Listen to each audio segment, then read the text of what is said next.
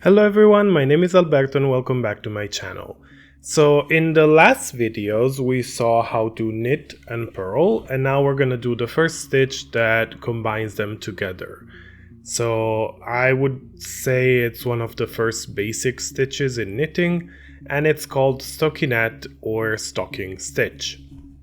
So to do the stockinette stitch, what you will do is cast on, obviously, and start by knitting one row.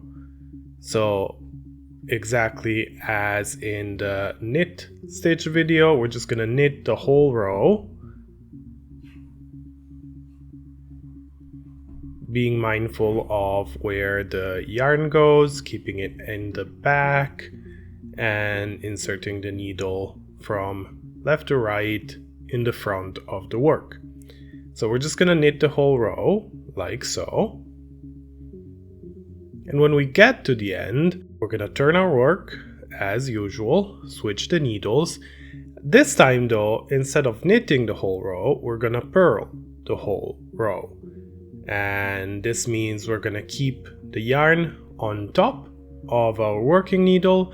We're gonna insert the needle from right to left and purl all the way to the end.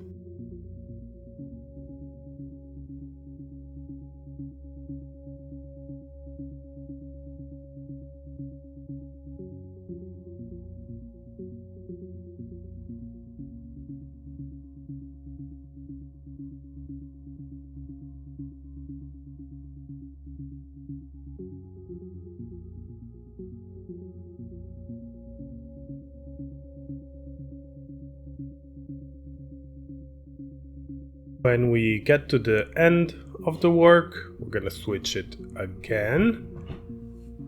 And this time, since we're alternating rows, we just did a purl row, so we'll need to do a knit row.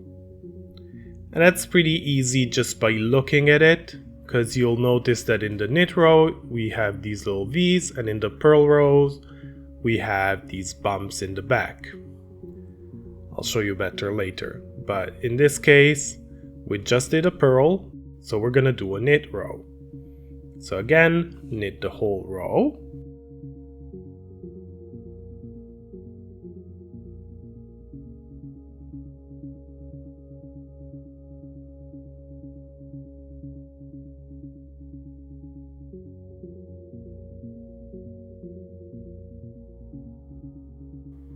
And there we go.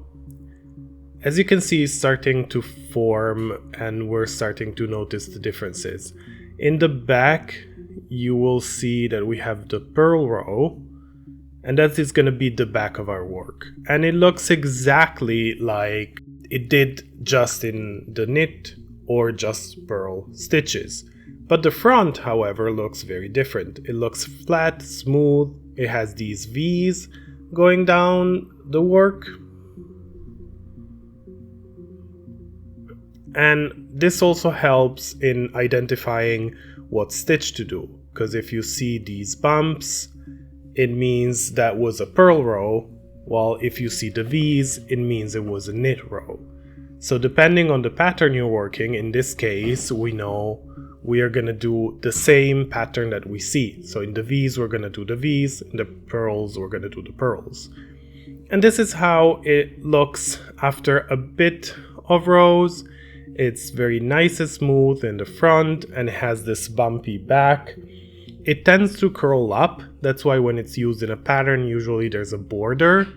But this is, let's say, its purest form. It's pretty easy and it's pretty versatile. I hope you liked the video and it was useful for you. If you did, please leave a like and subscribe. It's a great help. Let me know in the comments if you have any questions. I'll try to answer them, and I'll see you next time. Bye!